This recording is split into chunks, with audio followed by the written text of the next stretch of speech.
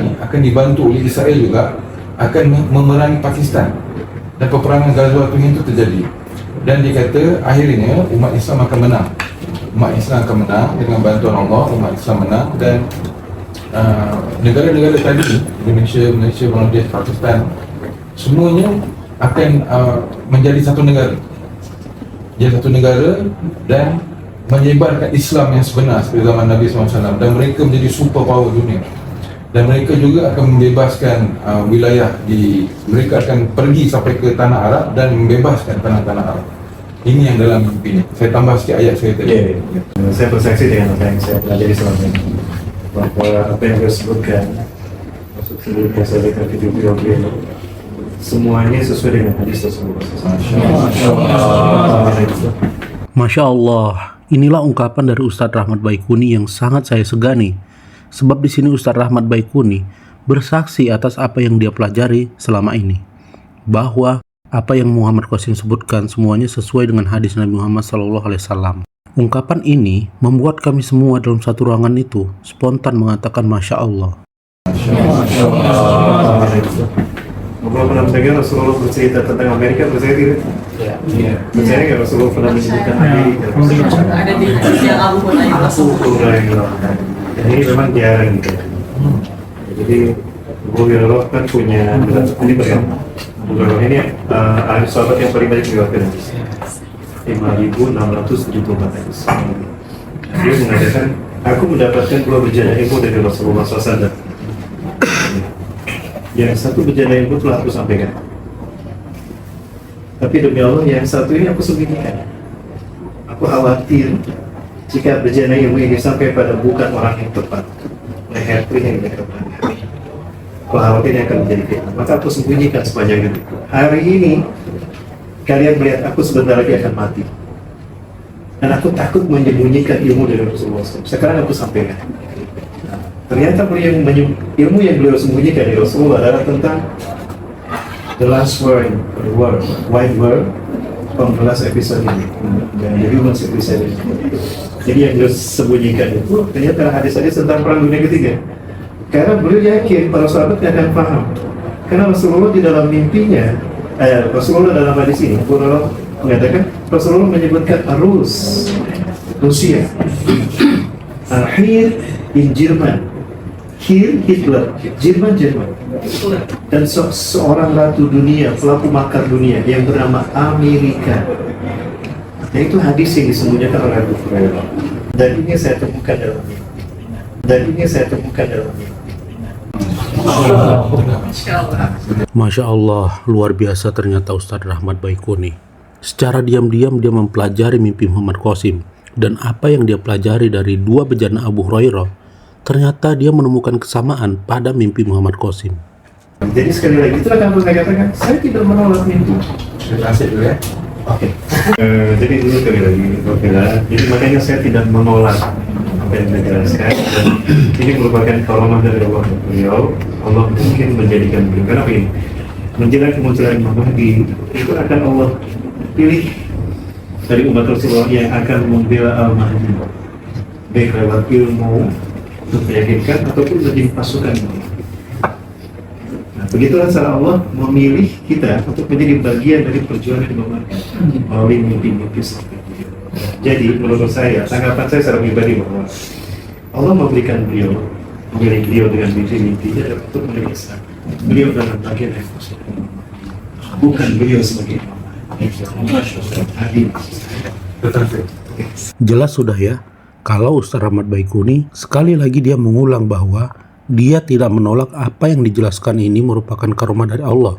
Di sini Ustadz Rahmat Baikuni mengungkap secara pribadi, Allah memberikan beliau, memilih beliau dengan mimpi-mimpinya, adalah beliau bagian dari pasukan Imam Mahdi, bukan beliau sebagai Imam Mahdi.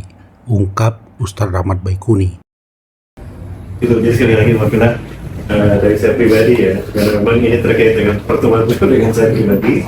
Jadi saya katakan bahwa saya sekali lagi mendoakan pada beliau, semoga Allah menjaga beliau, Allah melindungi beliau, dan Allah memberikan kekuatan pada beliau untuk terus menyampaikan ini. Karena sekali lagi saya melihat bahwa apa yang disampaikan masuk tentang kehancuran Turki yang tadi disebutkan juga, itu merupakan bagian dari hadis Rasulullah SAW.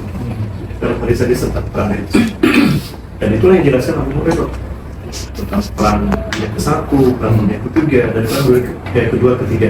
Rasulullah menyebutkan 3 perang. Dan Rasulullah SAW menjelaskan perang dunia pertama, perang dunia kedua, di sini abad 1300 Hijriah, 1400 Hijriah, dan perang dunia ketiga tentang Palestina, Gaza, dan itu ada dalam yang beliau.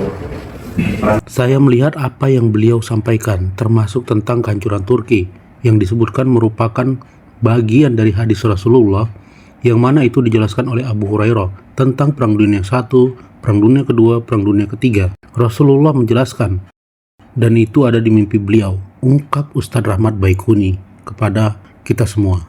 Ini juga sama, sekali lagi intinya bahwa kenapa saya katakan saya tidak menolak mimpi beliau, karena sekali lagi itu adalah berkah Allah, dan cara Allah memilih orang-orang khusus, spesial, yang mulia untuk mendapatkan kehormatan menjadi pasukan itu sebetulnya. Jadi maka dari itu bukan untuk diklaim oleh Imam Mahdi, tapi sebagai bagian dari cara Allah menjadikan beliau sebagai bagian dari jihad.